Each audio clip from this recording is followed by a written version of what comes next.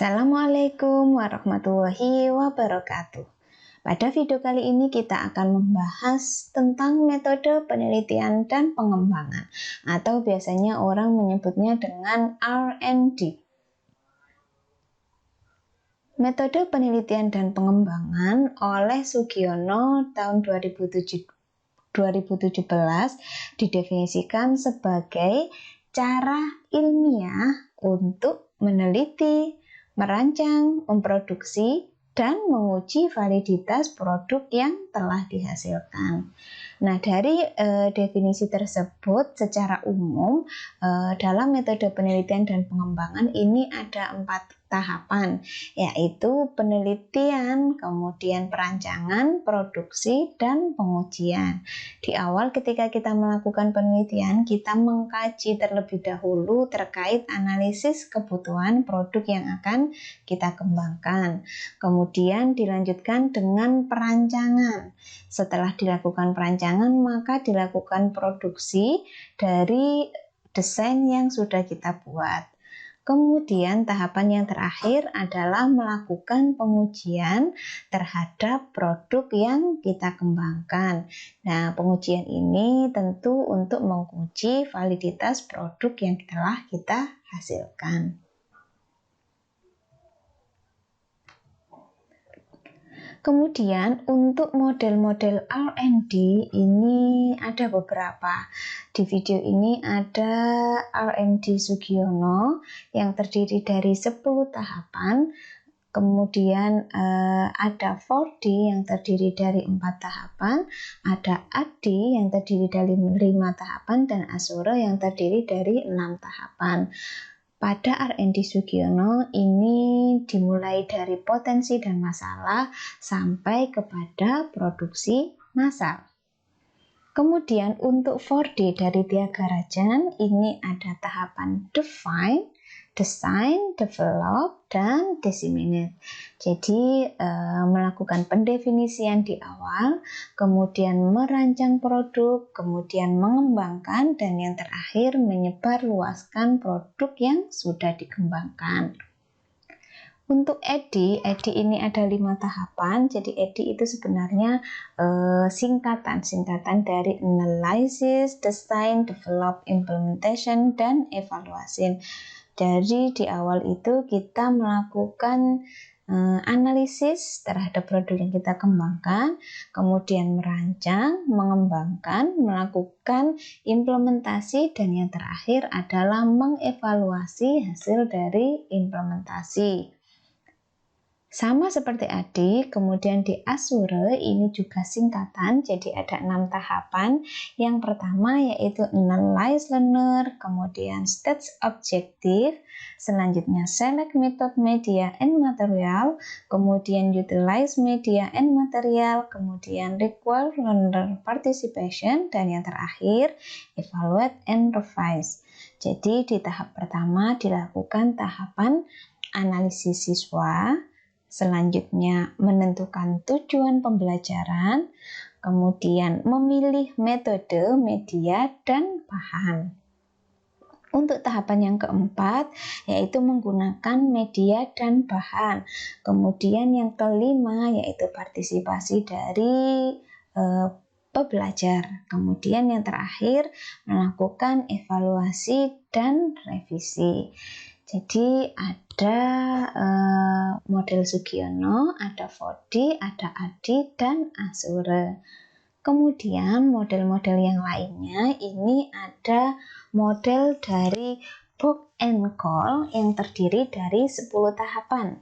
Dimulai dari yang pertama yaitu melakukan penelitian dan pengumpulan informasi, kemudian melakukan perencanaan, tahapan yang ketiga kemudian mengembangkan draft produk, dilanjutkan dengan uji coba lapangan awal. Pada tahapan yang kelima dilakukan revisi hasil uji coba. Selanjutnya dilakukan uji coba lapangan. Selanjutnya dilakukan penyempurnaan produk hasil dari uji lapangan. Dari produk yang sudah disempurnakan tersebut, kemudian dilakukan kembali uji pelaksanaan lapangan, sampai kemudian melakukan penyempurnaan terhadap produk akhir. Nah, yang terakhir yaitu diseminasi dan implementasi dari produk akhir yang sudah dikembangkan. Sama seperti Box and Call, di model Dig and Carry ini juga ada 10 tahapan. Yang pertama dimulai dari analisis kebutuhan dan tujuan, kemudian dilanjutkan dengan analisis pembelajaran. Yang ketiga kemudian analisis pembelajar atau peserta didik. Tahapan yang keempat merumuskan tujuan, selanjutnya mengembangkan instrumen. Yang keenam, mengembangkan strategi pengembangan, dilanjutkan dengan mengembangkan dan memilih bahan pelajaran. Nah, pada tahapan yang ke-8 dilakukan merancang dan melakukan evaluasi formatif. Selanjutnya dilakukan revisi, dan yang terakhir pada tahapan ke-10 ada evaluasi sumatif. Kemudian untuk model yang selanjutnya yaitu model R&D dari Hanafin dan Peck. Hanafin dan Peck ini ada 3 tahapan. Yang pertama yaitu analisis keperluan, kemudian fase desain, kemudian fase pengembangan dan implementasi. Ini menurut Hanafin dan Peck. Nah, kemudian model yang terakhir ada model PLOM. Model PLOM ini ada 5 tahapan. 5 tahapan itu antara lain fase investigasi awal, kemudian yang kedua adalah fase desain, kemudian fase yang ketiga adalah fase realisasi atau konstruksi, kemudian fase yang keempat adalah fase tes, evaluasi, dan revisi. Untuk tahapan yang terakhir, yang kelima, yaitu fase implementasi. Nah, ada sekitar 8 model R&D, mungkin nanti ada banyak model-model yang lainnya yang bisa Anda pilih, Anda gunakan untuk melakukan penelitian dan pengembangan. Pada video ini akan dijelaskan tentang metode R&D dari Sugiono. Langkah-langkah ini mengutip dari Sugiono pada tahun 2010. Tahapan yang pertama yaitu menggali potensi dan masalah. Nah, potensi ini menurut KBBI didefinisikan sebagai kemampuan yang mempunyai kemungkinan untuk dikembangkan. Sementara itu masalah sebenarnya seperti pada video-video kita di awal kita bahas bahwa masalah adalah penyimpangan antara fakta dan harapan. Jadi di tahapan pertama ini kita menggali potensi dan masalah. Misalnya ini pada penelitian R&D ini ada judul Anda ingin mengembangkan e-modul berdasarkan atau berbasis HOT, misalkan High Order Thinking. Ini misalkan Anda mau mengembangkan e-modul seperti itu. Nah, kemudian di awal maka Anda gali potensinya, potensi dan masalahnya. Nah, untuk menggali potensi dan masalah ini bisa Anda lakukan dengan 2 cara, yaitu penelitian langsung ataupun Anda mengkaji dari laporan-laporan penelitian yang ada. Jadi pada tahapan ini harus ditunjukkan dengan data empirik. Yang pertama yang bisa Anda lakukan ketika melakukan penelitian langsung, untuk menggali potensi ini Anda bisa melakukan observasi ataupun menyebarkan angket ataupun wawancara. Wawancara ini bisa ke guru ataupun siswa. Kemudian observasi ini Anda bisa observasi sarana dan prasarana yang ada, kemudian akses internet di beberapa sekolah itu bagaimana. Nah, ini nanti bisa Anda gali bagaimana potensinya. Misalkan Anda juga ke siswa bisa juga mengkaji karena tadi Anda modulnya adalah berbasis berbasis HOTS misalnya, maka bisa Anda gali bagaimana keterampilan berpikir kritis siswanya. Anda juga gali bagaimana keterampilan berpikir kreatif siswa. Misalkan seperti itu, Anda lihat kira-kira potensi yang dimiliki oleh siswa itu seperti apa. Kemudian kesiapan sarana dan prasarananya ketika menggunakan e-modul itu seperti apa. Kemudian juga Anda gali juga kesiapan dari gurunya untuk menggunakan e-modul. Itu ketika menggali potensi. Nah, Anda kemudian juga harus menggali masalah.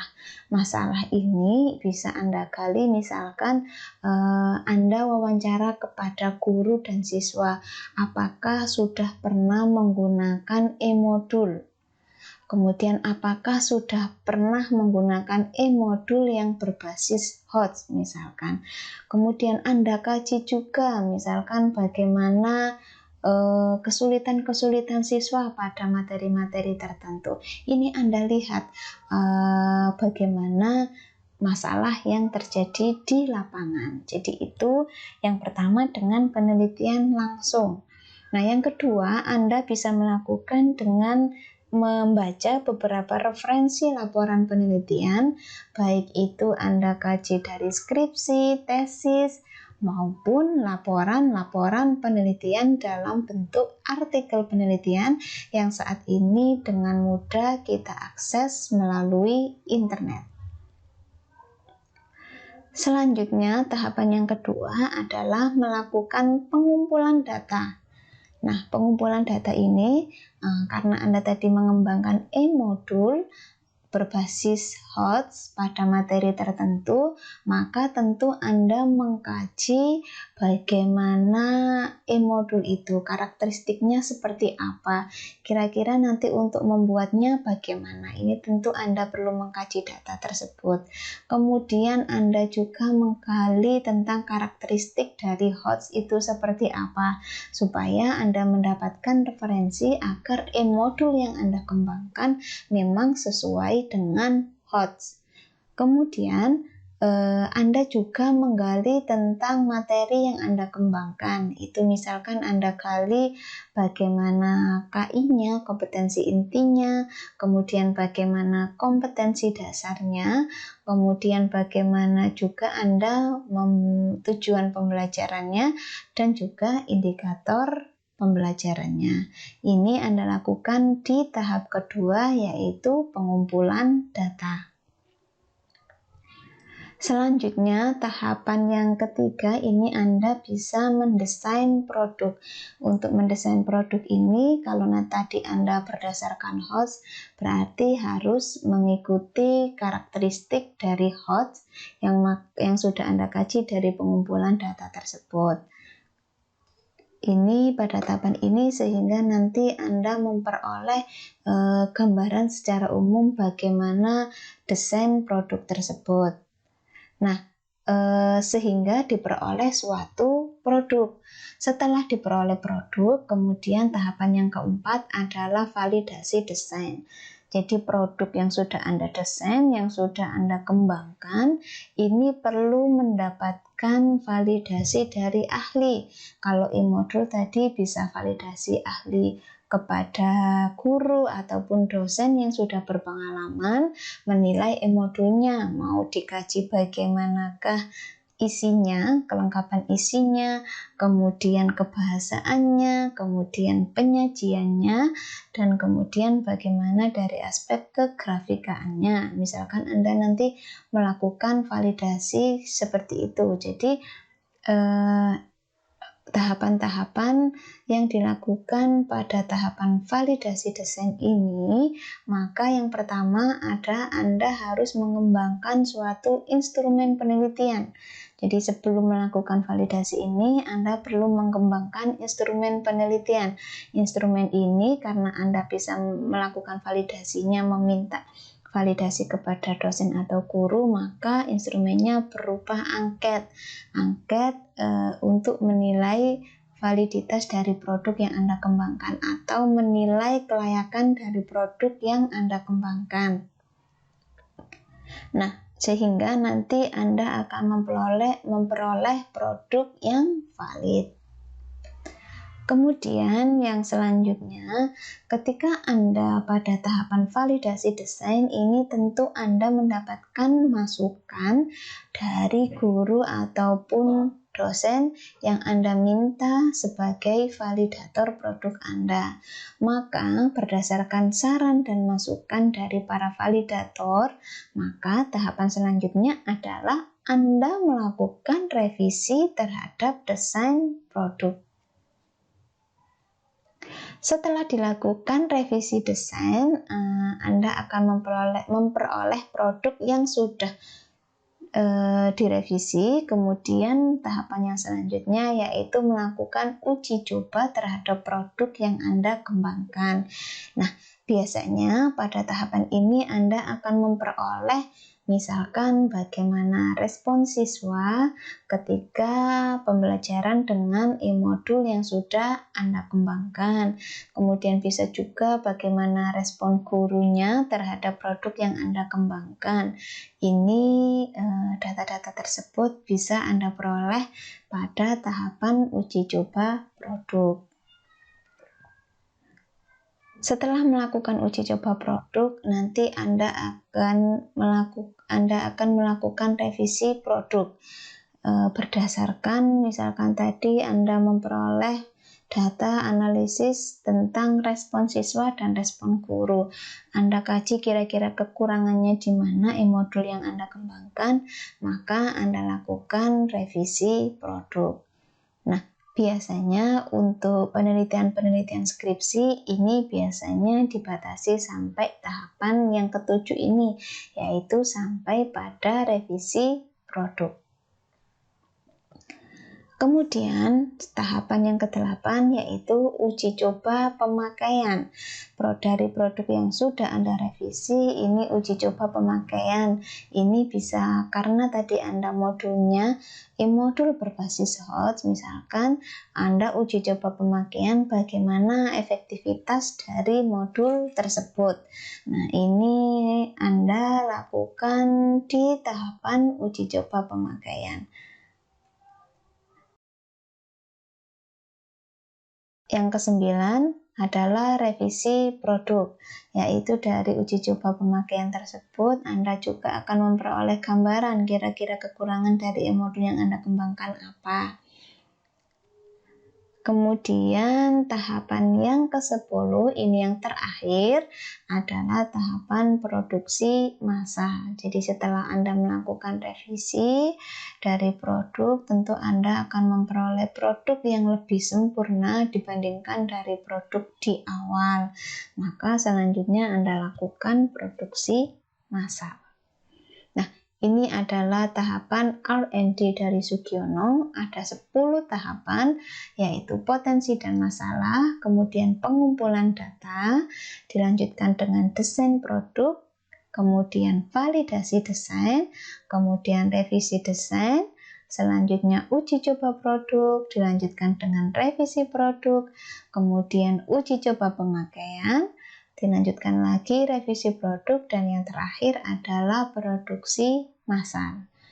Jadi ini salah satu referensi penelitian R&D yang bisa Anda gunakan, yaitu R&D Sugiono. Nah, Anda juga bisa menggunakan model-model yang lain seperti yang saya sebutkan tadi. Ada 8 model-model dari metode penelitian dan pengembangan. Demikian pembahasan kita kali ini, semoga bermanfaat. Assalamualaikum warahmatullahi wabarakatuh.